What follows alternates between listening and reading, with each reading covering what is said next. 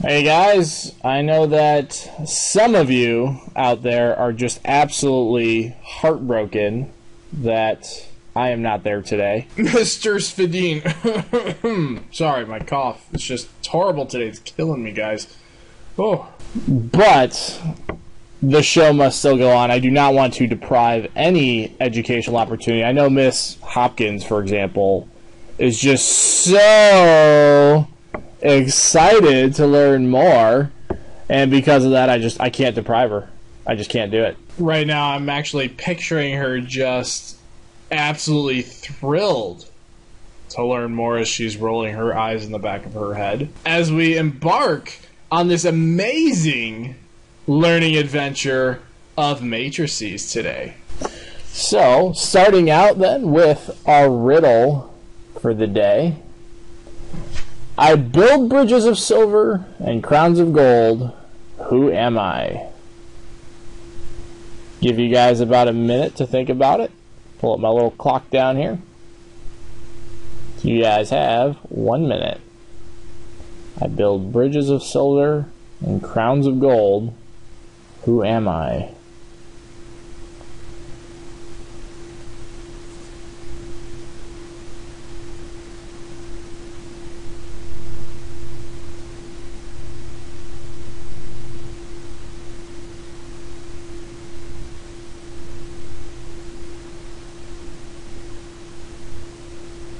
Now 15 more seconds.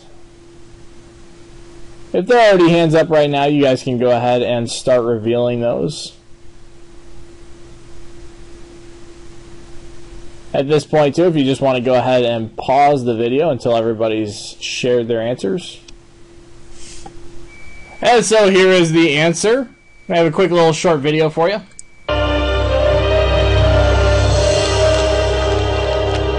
How often do you brush, Ralph? 3 times a day, sir. Why must you turn my office into a house of lies? You're right. I don't brush. I don't brush. Let's look at a picture book. The Big Book of British Smiles.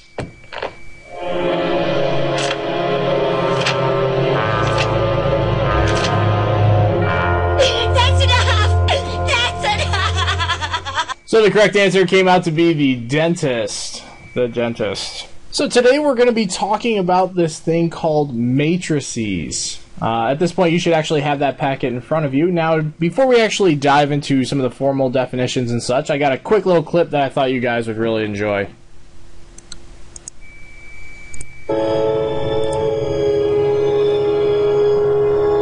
This is it?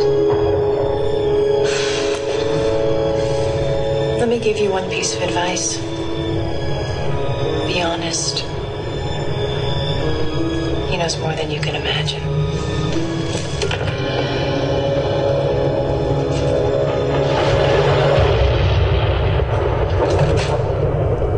At last. Welcome to you. As you no doubt have guessed, I am Morpheus. It's an honor to meet you. No. The honor is mine. Please, come, sit.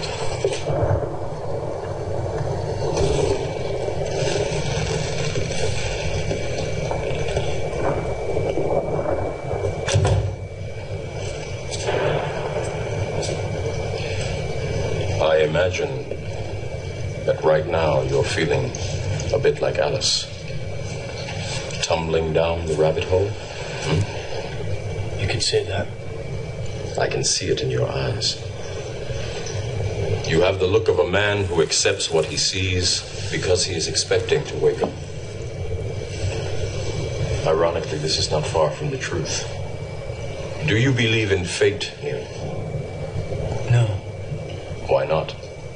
because I don't like the idea that I'm not in control of my life. I know exactly what you mean.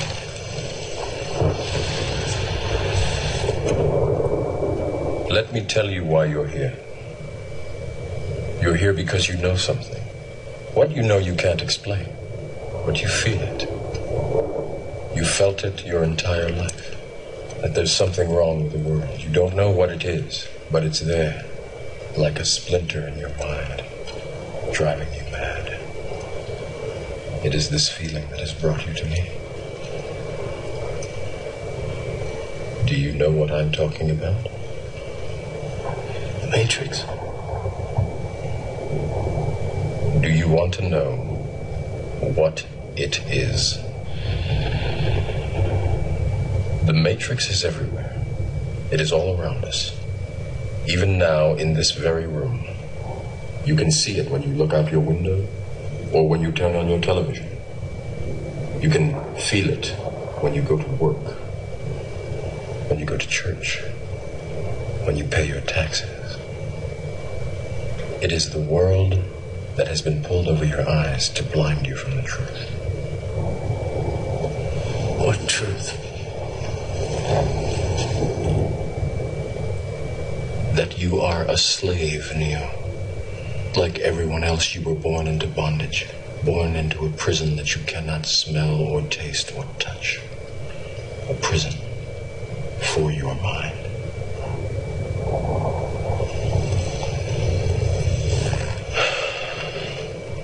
Unfortunately, no one can be told what the Matrix is. You have to see it for yourself.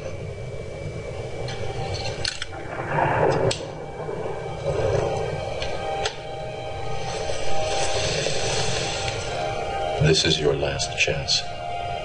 After this, there is no turning back. You take the blue pill, the story ends. You wake up in your bed and believe whatever you want to believe. You take the red pill, you stay in Wonderland, and I show you how deep the rabbit hole goes.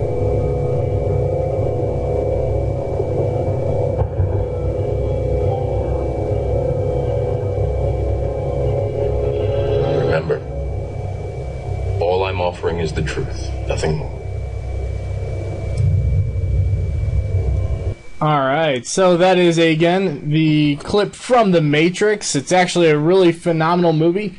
Definitely have to get permission from your parents. It's definitely rated R, but really solid movie. Essentially what it was talking about, though, these matrices, he was saying how it's everywhere around us. We can't really see it, though. Essentially, right now, the idea behind that is wherever you're sitting, wherever you're looking at things, you're all in this kind of computer-generated world all together. And in that world, everything is comprised of data as part of the Matrix. So, as you can see, all these digits would actually be inside of the Matrix. And with all of that data, you can construct objects or people. So you guys are pretty much just comprised of a bunch of numbers that basically show who you are inside this computer program. And that's kind of the premise behind the movie, and he figures out who he really is and what his purpose is. It's a really, really solid movie, great action, and definitely makes you think. So, pretty cool movie, though. So what is a matrix? A matrix is a system. So it is a system that we use to organize data.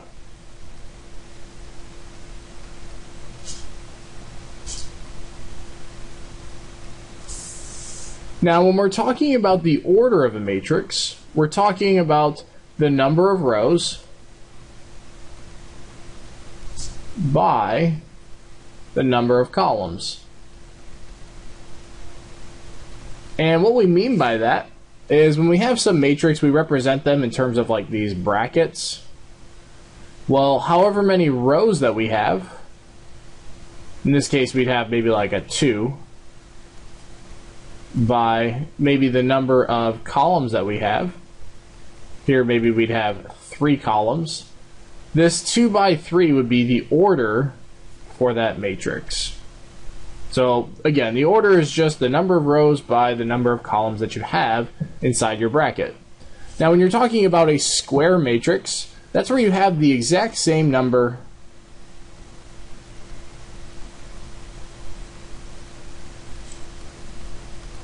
of rows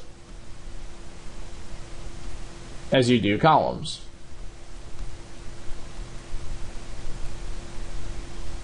So for example, a 2 by 2. You have 2 rows by 2 columns. Or a 3 by 3, 4 by 4. These are what we call square matrices, because they kind of take in that form of a square.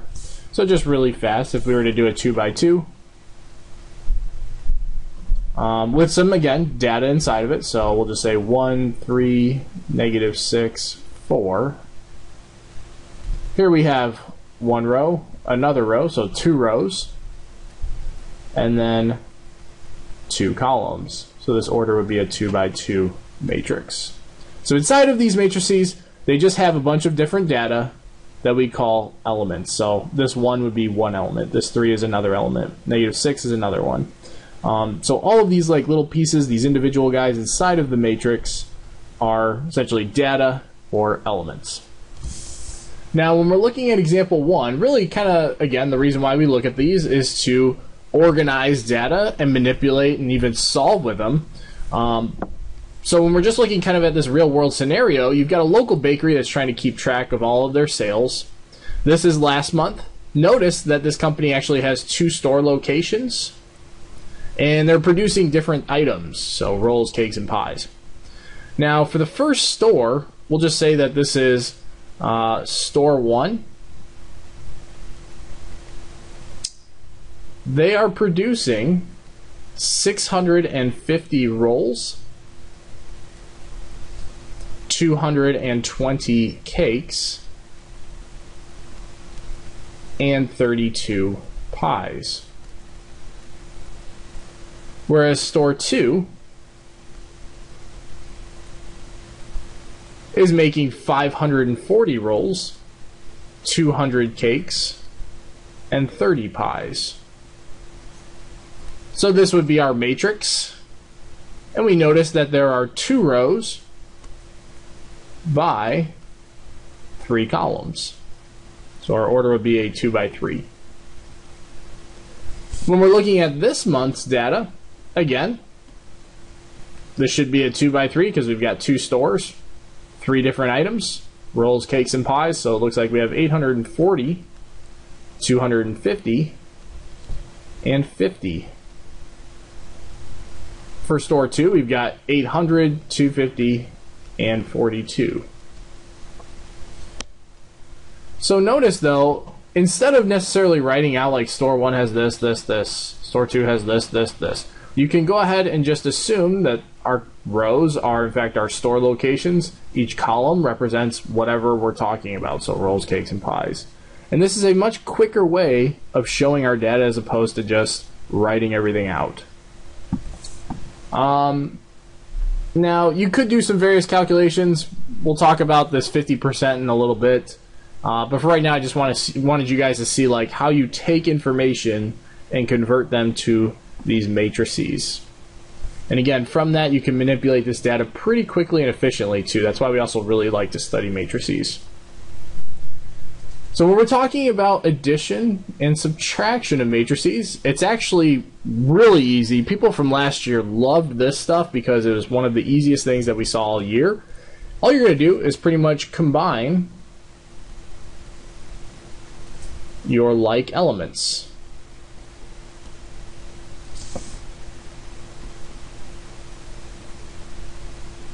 And what we mean by that is, see how we have 11. This guy is in the top left.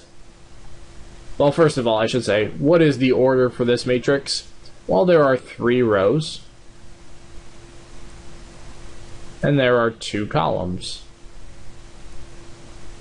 For our second matrix, we notice that it is 3 rows by 2 columns. And anytime you're trying to add or subtract matrices, I should have mentioned this earlier, they have to have the same exact order. So must be the same order.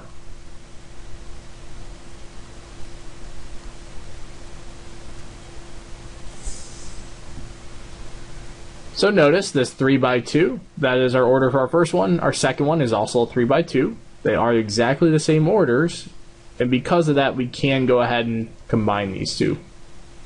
So this 11 again is in the top left part of our first matrix. We're going to go ahead and combine that or subtract it from this -4 in the top left of our other matrix. So we would have 11 minus our -4. Over here in the top right, we have 5. So kind of giving yourself some space. 5 minus our other guy in the top right, 0. And we're pretty much just going on to each element and combining the appropriate one. So like this guy's going to be combined with this one, 8's going to be combined with -1, and so on. So 6 minus 8, 8 minus -1, -5 minus -3, and 0 minus 7.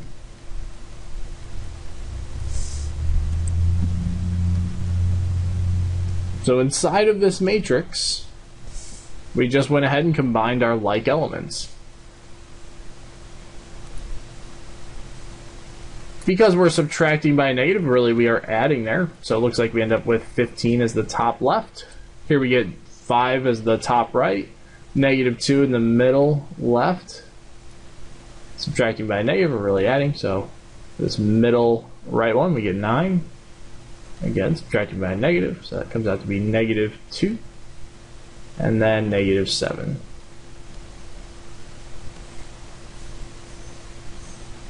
So there would be our final answer for that matrix. We've combined these two matrices to get this simplified version of that matrix. Now when we look at example 3, we notice, again, starting out with writing the orders, this is a 4x1 matrix. The second one, well, we see that there is 1 row by 4 columns. Unfortunately, these are not the same, so we actually just can't even combine these.